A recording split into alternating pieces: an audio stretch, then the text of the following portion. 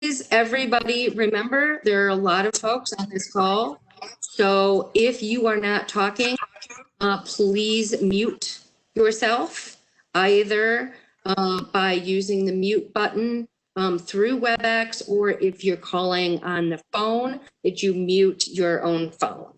Thank you. All right, very good. I'm Dr. Janice Rodriguez, and the chair of the Metro Human Relations Commission. And I'd like to call this special meeting of the Metro Human Relations Commission to order today, Thursday, May 21st, 3:30 p.m. Central Daylight Time. A call to order. Confirming that we do have quorum of the commissioners here in attendance, and noting any not in attendance. Mel, are you aware of some that are not able to make this meeting?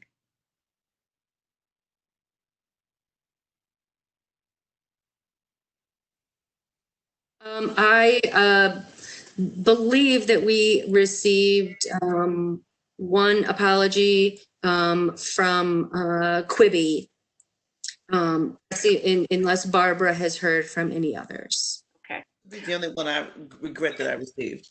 Okay, thank you for that. The third item on the agenda is approval to conduct the meeting in electronic means. I'd like to entertain a motion that we proceed, or someone can formulate I'll make the motion. I move that the items on the meeting agenda constitute essential business of this board. Meeting electronically is necessary to protect the health, safety, and welfare of Tennesseans considering the COVID-19 outbreak, and any rule that conflicts with Governor's Executive Order 16 permitting electronic meetings be suspended. I second the motion. All in favor? Aye. We need to do a roll call? Yes, I'm sorry. Since we are in this virtual mode, that was seconded by Marissa Richmond. Let's see. I'm looking. Jeff Gibson. If you would do a voice, I think you need to do a voice vote. Aye.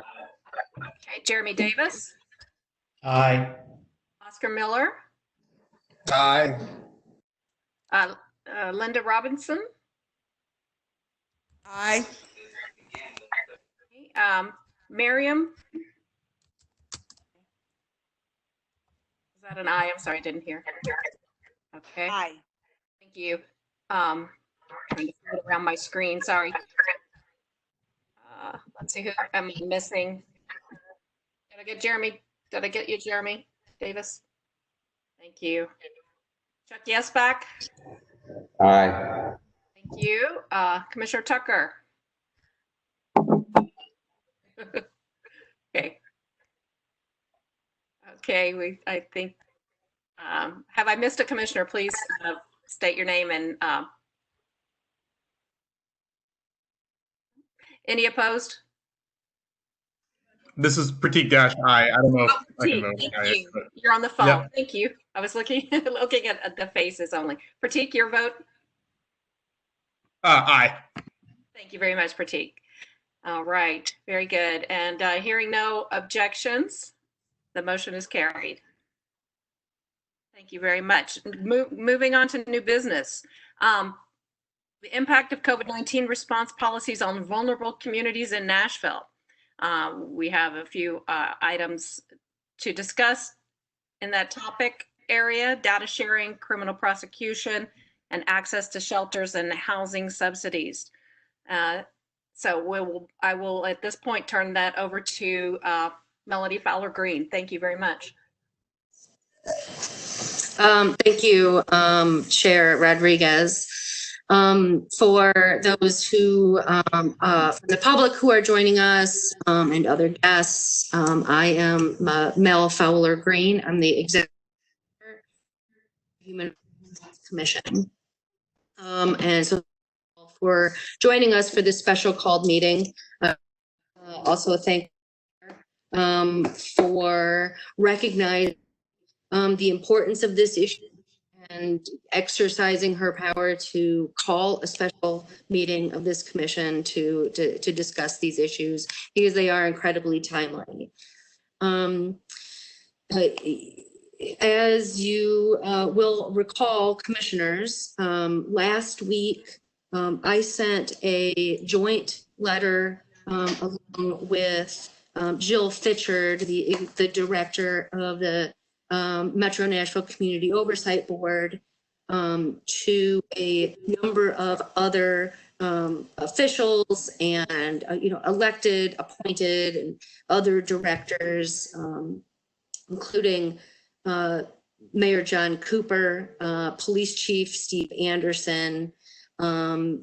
Jahanger, Alex Jahanger, Dr. Michael Caldwell at the Health Department, Director Renee Pratt at Social Services, and CC'd to a number of people within the mayor's office to express some shared concerns that Ms. Fitchard and I had, and knowing that Chair Rodriguez was calling this special meeting, the special meeting, I wanted for Ms. Fitchard and I to be able to ask some questions on the front end that I anticipated you all might have about these issues. So the letter that we sent focused on a couple of interrelated issues. One was the disclosure in that the names of COVID-19 positive residents in Davidson County were being released to the police department and to other first responders, and that release was by department here in Davidson County, not through the state health department. And I can tell you a little bit more about the difference there. We raised concerns that that were echoing many concerns that we heard from community members, and that is the communities who are the pandemic.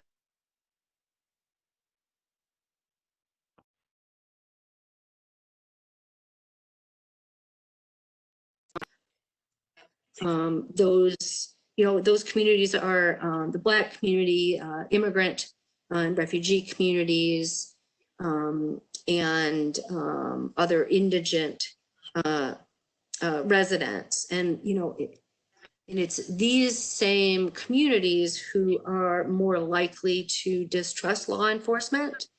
As you know, we have a program with the police academy wherein we help bridge cadets with the very communities that we are concerned about in this data disclosure. Jill expressed concern inevitably create a disincentive to testing. And we had some concerns that, first of all, let me just stop, because somebody says they're having a hard time hearing me. And if that's true, I would like to be able to fix that. Kevin, do you suggest that I just call in using my phone? Stop using your video, just use audio. Okay, I'm happy to do that. Oh, you're clear for me. Okay. All right. If so, At least connectivity for a bit, so hopefully this will get better. okay. Well, if you continue to have a hard time hearing me, please somebody alert me. In addition to our concerns about creating a disincentive for Black and Brown communities to avail themselves of available health resources, we also had some concern that the officers could potentially be at risk by creating a false sense of security when dealing with individuals who were asymptomatic, pre-symptomatic, or who just had not been tested. And we expressed some disappointment that the policy decision was made without apparent community engagement. And my understanding, having listened to the meeting of the Board of Health, that it came as a surprise to the members of that board.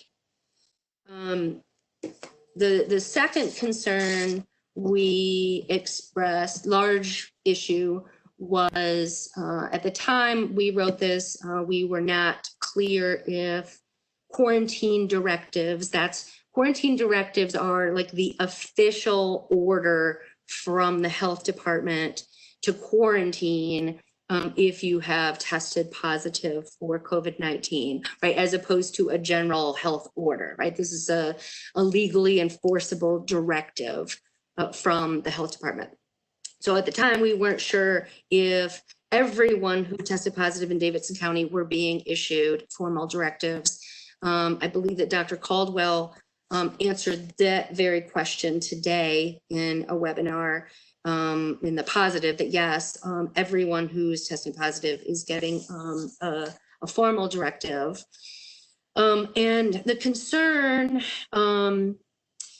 is, when as you know, there was a gentleman who had been arrested after having received a formal quarantine directive while sheltering at the fairgrounds in the joint shelter run by the Mission and Metro for those residents who are experiencing homelessness. And so this gentleman tested positive. He got a directive. After 2 days, he left, violating the quarantine directive, and he was arrested and held on a $5,000 bail. It's my understanding that the Community Bail Fund has since paid his bail, and that he has received assistance and a hotel room where he can safely quarantine. But when you combine the possibility of criminal prosecution for violations of quarantine orders with the disclosure of the data to the police, this creates for many community members sort of a grave concern. And I wanted to make sure that I was able to provide the most information for you in considering how you all might want to respond to civil rights and human rights concerns raised by these issues. I wanted to make sure I provided that information accurately by sending the letter with Ms. Fitchard last week. Unfortunately, we have not received any response to that letter.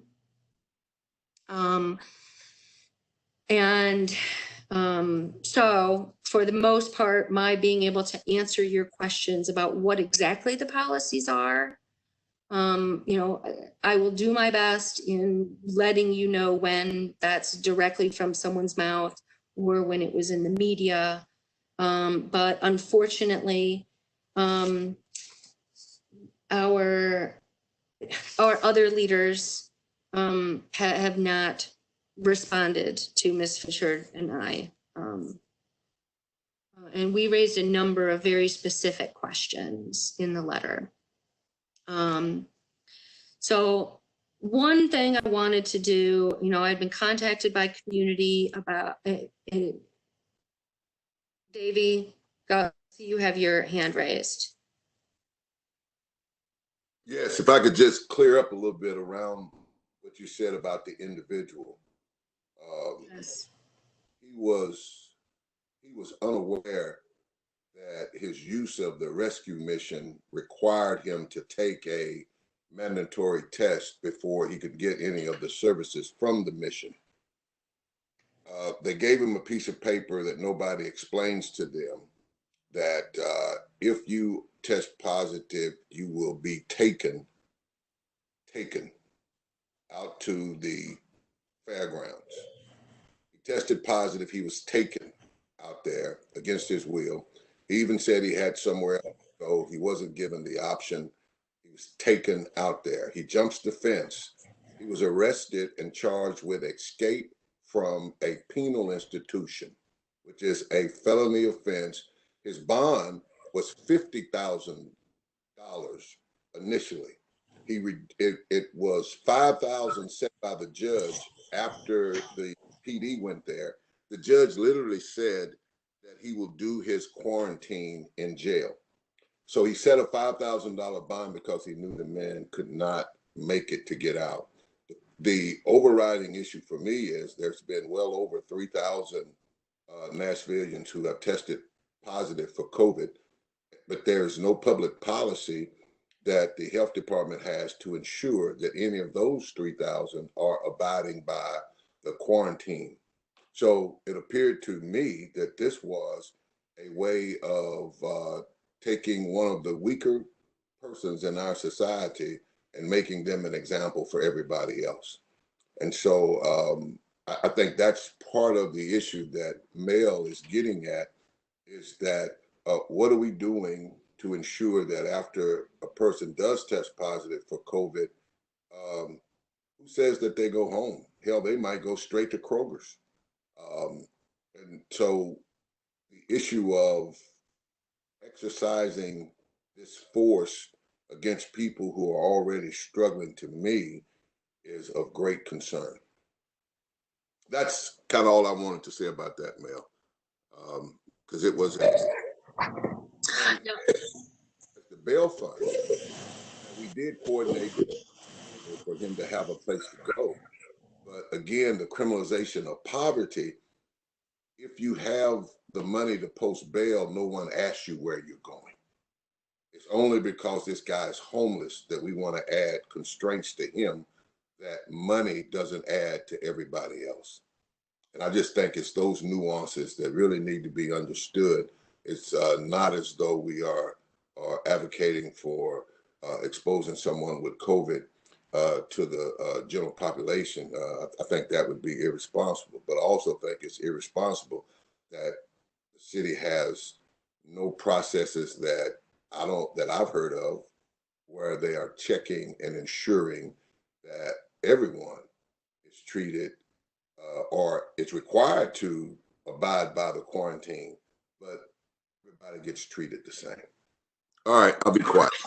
Well, thank you. You can be quiet for right now. I'm sure we will come back to you. If you could unraise your hand, that would be great. And I see that, by the way, our legal counsel joining us today is Justin Marsh from Metro Legal. And I see that Justin has his hand raised. He may want to provide some context or information related to this. Justin?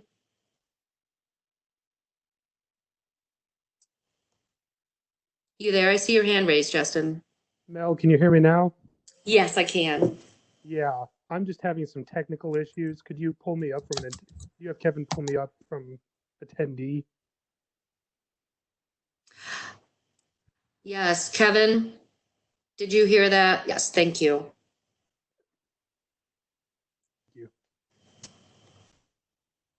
Was that your only issue, Justin? I have him pulled up as a panelist now. Okay. Justin, was that your only concern at the moment? Mel, can you hear me? Yes. Yeah, that was my only issue. Okay, great. Please unraise your hand. That would help me.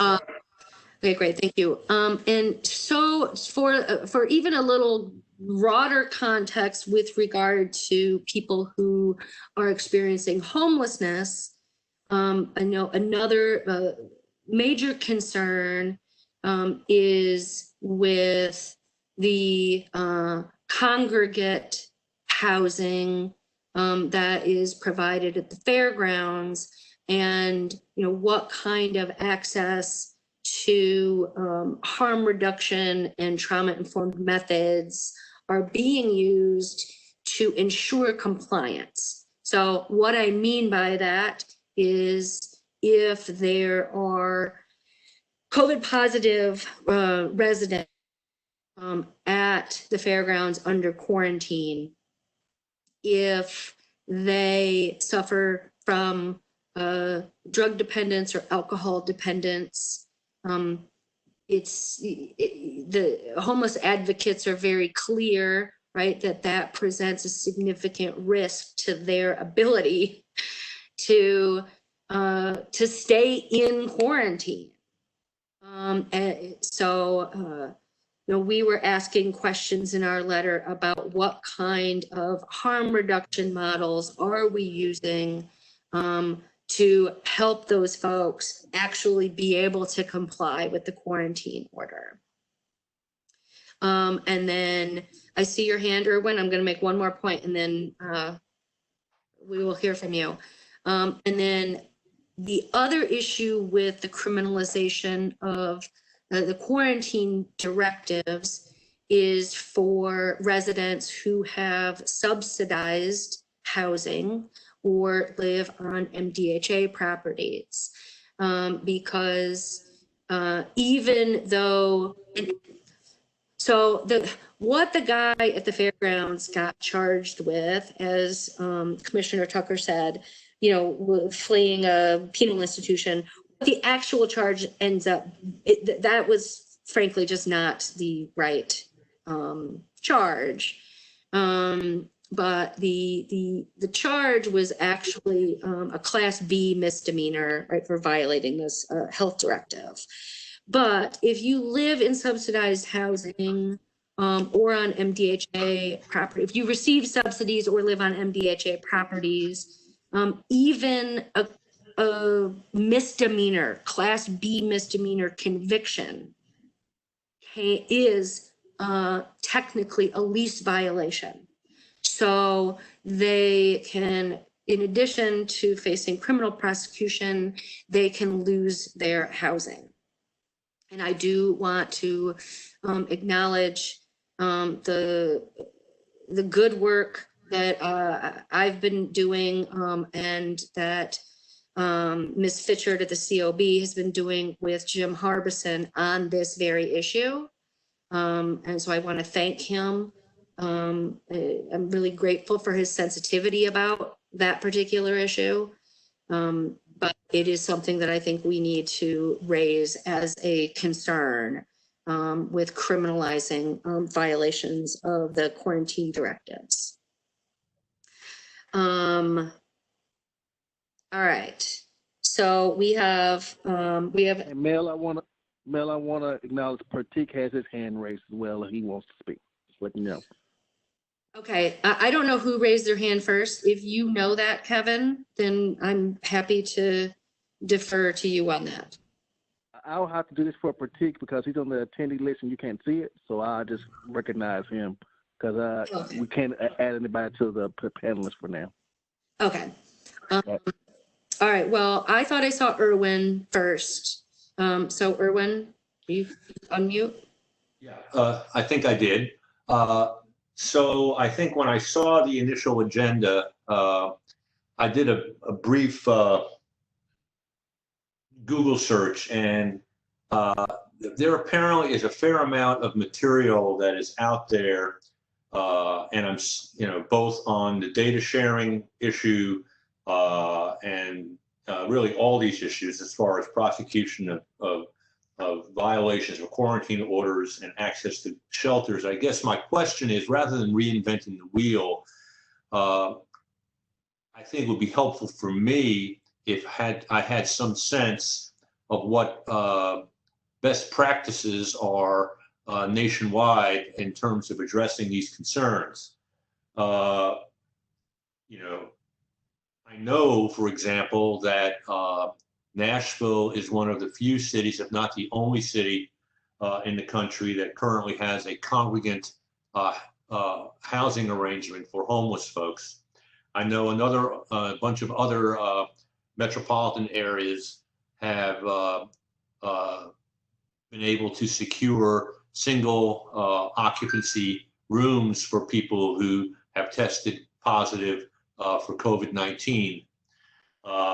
So I think, you know, in addition to raising questions, which I think is certainly appropriate, if there was some way that we could inform our both our commission and both our leadership about what best practices are consistent with human dignity, human rights, I think that would go a long way towards moving forward in addressing these issues. And in that regard, I reflect on what Health Director Caldwell said during the webinar earlier, which is that we're not only trying to get it right for COVID-19, but we need to get it right for the next novel virus or the next disaster that afflicts our community.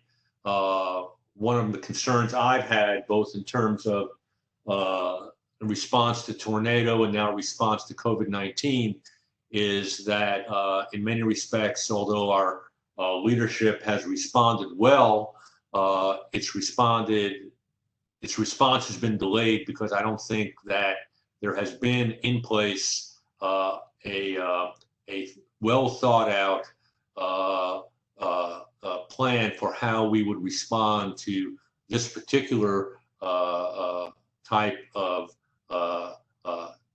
issue that faces our community. So I guess my point is, I would like to see us provide some best practices to our leadership that we feel comfortable with, and use that as a means to build on what Health Director Caldwell said about making sure that we get it right, not only going forward with COVID-19, but also with respect to the next disaster that hits our community.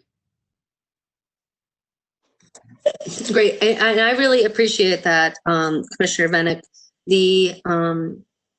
I think for me as your director, I really viewed this meeting as an opportunity to hear from you all on, you know, have I framed the concerns as you see them.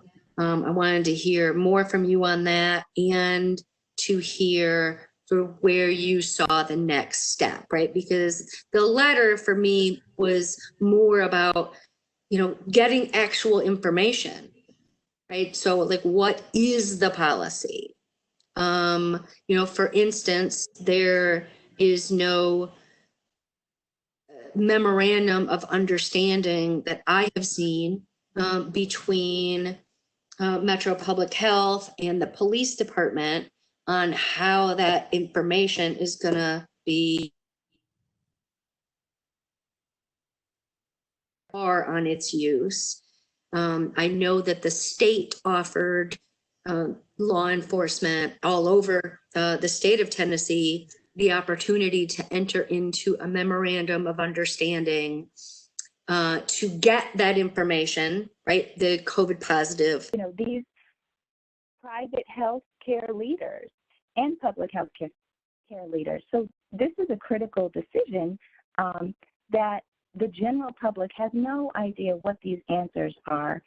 And more importantly, we're the healthcare providers who are testing people daily. These assessment centers and laboratories, were they notified about this new policy? Because this significantly impacts the trust between provider and patient. And that is the single thing that practitioners of health rely on, which is the trust between themselves and their patients. And for those providers who have been, providing these assessments and this testing, to not know, you really undermine the integrity of what they're doing. And ultimately, will this deter people from getting tested or providing accurate contact information on the way from anywhere that there are police? And so just the mere presence alone can certainly deter some people from accessing the resource.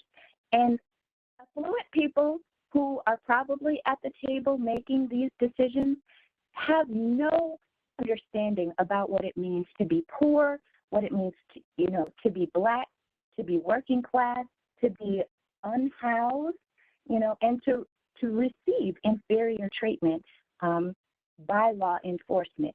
And that's just a reality that we have to deal with. And so when you couple dealing with a pandemic and health with this overwhelming sense of fear by including law enforcement, it really doesn't serve the purpose, which is finding out whether people are sick, connecting them with the resources that they need to be better, which includes housing, which includes, access to care, which includes food, nourishment, all of the things that public health is about. And so I want to just broaden for 1 minute, because we have to look at this from the larger context. And I don't have the numbers in front of me at the moment, but I can tell you one of the reasons why we don't have all of the processes in place for dealing on the front end with public health disasters, tornadoes, those types of things. The discretionary funding that the public health department has in Davidson County is a mere fraction of what the discretionary funding that the Metro Nashville Police Department has. So resources are so imbalanced in terms of where the city is prioritizing its funding, among other things. And the last point that I have to make is that we can develop all the best practices that we want to present them to leadership. But when leadership, specifically in Metro Nashville Police Department, will not even actively engage or respond to communications via email, won't respond and participate with the Community Oversight Board, and is constantly undermining the protections in place for working class, poor people, immigrants, refugees, and the incarcerated. When that leadership and the culture of leadership that exists in the department is not held accountable, it doesn't matter how many best practices you move forward, because they may or may not be received. And without the mayor really enforcing, that position of leadership, without the board of directors from the health department really enforcing their leadership and making sure that the decisions that are made are in line with taking care of everyone, especially those who are most impacted or who have potential for inferior treatment, then, it's the 3,200 plus people who have to really demand of our city that accountability happens, because it is their right, it is their, privilege of living in the city that their leadership listens to them and follows through. They remain accountable. Dr. Burrows, I really appreciate your willingness to come share your concerns and your views with the commission. If anybody has a question for Dr. Burrows, you can raise your hand. If not, I can commit to ensuring that you know, the document that you mentioned, the one pager that you developed, if you would send that to me, Dr. Burrows, I will make sure that it goes to the commissioners and that it becomes a part of the record by including it with our published minutes. So then community members can see that too. That sounds good. I did want to add one more thing that I think that I left off that I think is important. When we see patients, even if incarcerated patients, we are not privy to their criminal record, what they are there for. We go in relatively blind only to their health condition that is most pertinent to their visit. If that is the way we are to encounter, you know, people who we are caring for and protecting, then that same thing ought to be true for those in law enforcement. If what they need is protection, then the city is certainly capable of getting masks, getting gloves, getting the types of protections that they need from a respiratory disease. So I think it's also important for that to be said as well. Thank you, Dr. Burrows. Davey, I see you. Do you have your hand raised? The chair has been raising her hand. I will defer to her. Okay. Thank you. I don't have that. For some reason, I must not have the updated WebEx software. But my question with regard to the letters of April 9th that Dr. Burrows was referring to, was there any rationale in those letters for notification to the police department? What was, I mean, or do we have copies of those letters? So in the handout that I will get to Mel, I cited the article, and so you can visualize those letters yourself. But just from my knowledge, it was just simply to protect first responders. Okay. And the second thought very quickly was about the National Guard being involved in the testing in the housing projects, public housing. Has that been, I mean, has that been problematic for anyone? You know, as far as the police being a deterrent, police presence being a deterrent to people accessing services, but I know, you know, having that effort be militarized in a sense, has there been any pushback on that or thoughts in that area? Yes, we are getting reports from community members who are afraid and who weren't under the clear directive that this was a voluntary testing. When you have that type of presence in, you know, a public housing, there is going to be fear. And again, I think this goes back to the larger issue of when it comes to poor people, when it comes to Black folks, you know, Latinx folks, there's this bulk processing of people, right? Congregating them in living shelters or showing up with the military to provide testing instead of, you know, doctor's offices or, you know, drive-through assessment sites. There is this really carelessness in some ways of sensitivities on how people are receiving, you know, in quotes, care.